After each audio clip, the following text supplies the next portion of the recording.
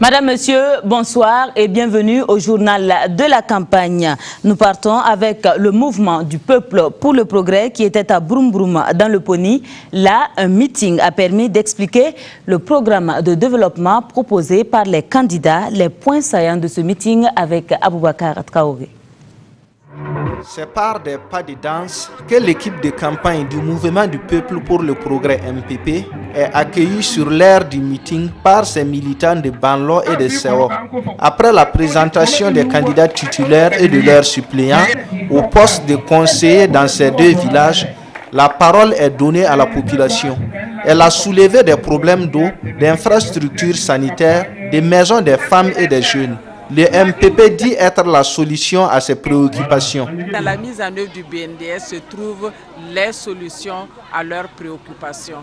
Dans l'urne, chacun est seul avec son bulletin, seul face à lui-même et seul face à son avenir. Donc il faut que les militants puissent faire le bon choix. Il faut que la population de Banlo puisse faire le bon choix, le choix qui résolument va nous permettre d'insuffler un nouveau développement dans la commune de Broum Broum. Les candidats, quant à eux, sont confiants de leur victoire au soir du 28 mai prochain. Candidat sur MPP, pour développer mon village. Parce que je vois mon village en train de bêcher. Depuis le dimanche qui doit arriver, vous allez voir ce qu'il va passer ici à Banlo. Vers Soumouni, vous allez entendre 2 conseillers de Banlo et puis 2 conseillers de Sio. 4 partis politiques sont en lice pour les élections municipales partielles dans la commune rurale de Broum Broum. Il s'agit du MPP, de la NAFA, de l'UPC et du PARA. Le Congrès pour la démocratie et le progrès était pour sa part dans la commune de Adamtenga. Un premier contact de ce parti avec ses électeurs depuis le lancement de la campagne. Les détails donc du meeting avec Fousseni Traoré et Clarisse Ninkiema. Mieux prendre en compte les besoins des populations dans le développement communal. C'est dans cette optique que militants et sympathisants du Congrès pour la démocratie et le progrès réunis à Koundi sonnent la mobilisation pour la conquête de la mairie de Adamtenga. Pour ce rassemblement, une délégation du bureau national du parti est venue soutenir leurs candidats.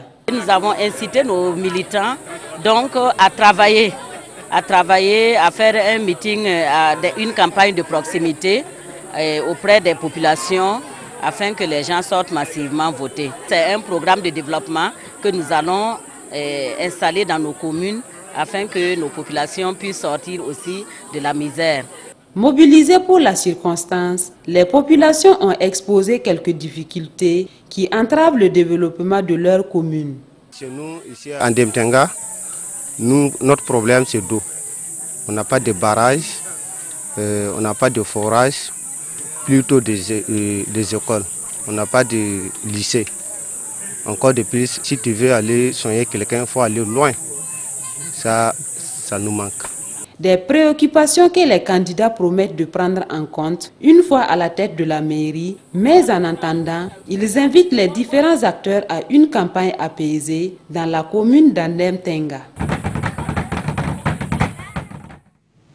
Et pour éviter une répétition des violences comme celles qui ont émaillé l'après-scrutin de mai 2016, le président de la CENI va à la rencontre des formateurs des bureaux de vote.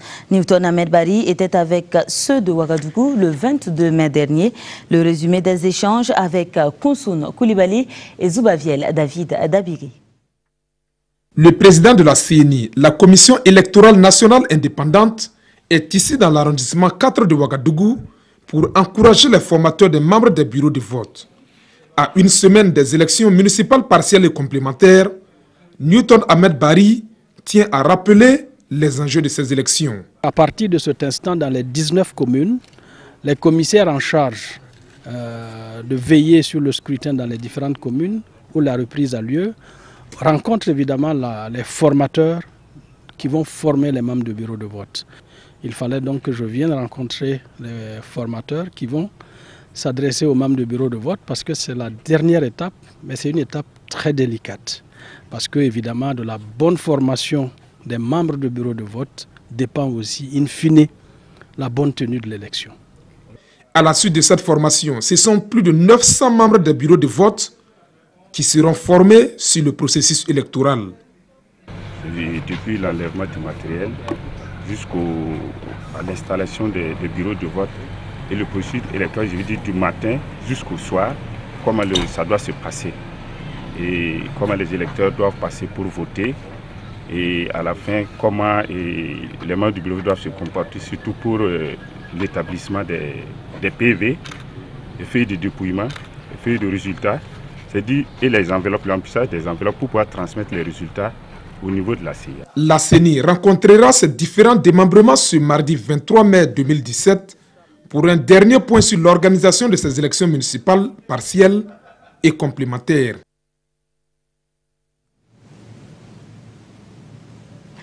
Point final pour le bilan de la campagne des municipales de ce jour. Je vous retrouve tout à l'heure pour l'édition synthèse. Mais en attendant, c'est Christelle Dabré qui viendra avec vous pour le magazine des sports.